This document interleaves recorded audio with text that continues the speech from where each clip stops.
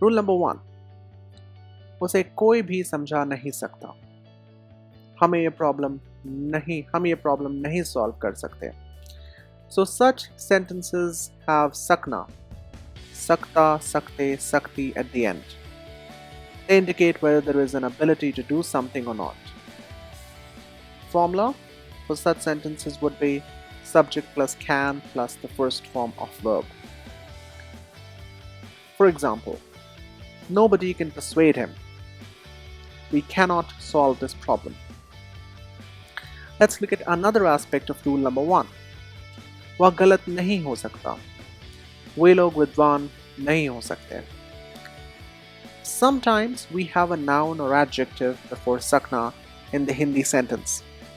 Formula for such sentences are subject plus can be or cannot be plus noun or adjective. For example, he cannot be wrong. They cannot be scholars. Rule number 2. मैं उसकी मदद नहीं कर सका. वह हमसे नहीं मिल सका. Such sentences have sakna in the past tense. You will see words like saka, sake, saki at the end of Hindi sentences. These sentences refer to ability or inability to do something in the past. Formula for such sentences would be subject plus could or could not plus the first form of verb. You can also use the formula of subject plus was able to or were able to plus the first form of verb. For example, I could not help him or I was not able to help him. Let's learn a little more about rule number 2. उसकी मदद नहीं हो सकी. उससे हमारी बात नहीं हो सकी. These sentences show ability in the past in the passive form. Formula for such sentences would be subject plus could be or could not be plus the third form of verb. For example, he could not be helped.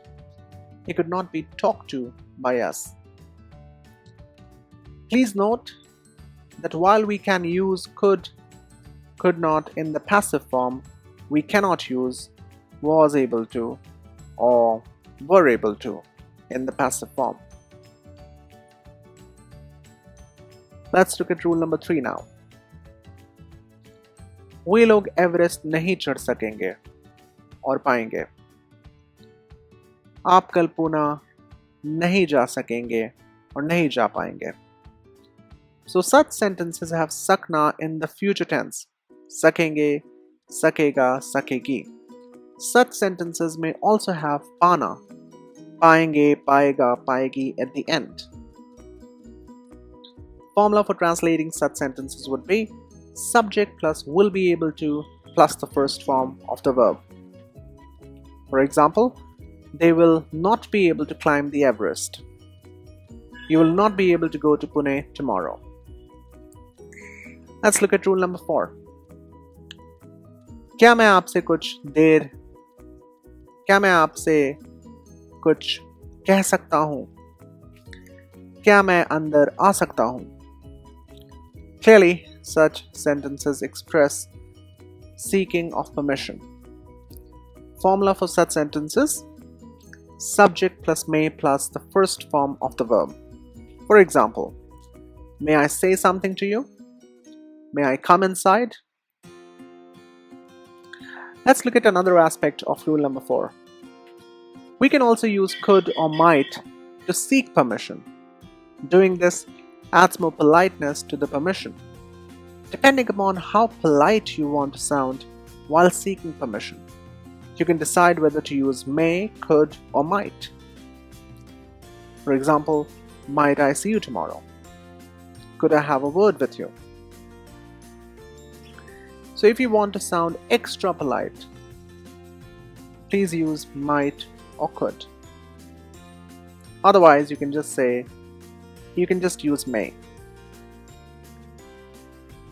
Something to be noted here is that might and could can be used to indicate an action in both present and the past, which is very interesting.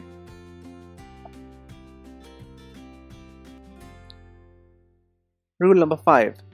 क्या आप मेरी मदद करेंगे?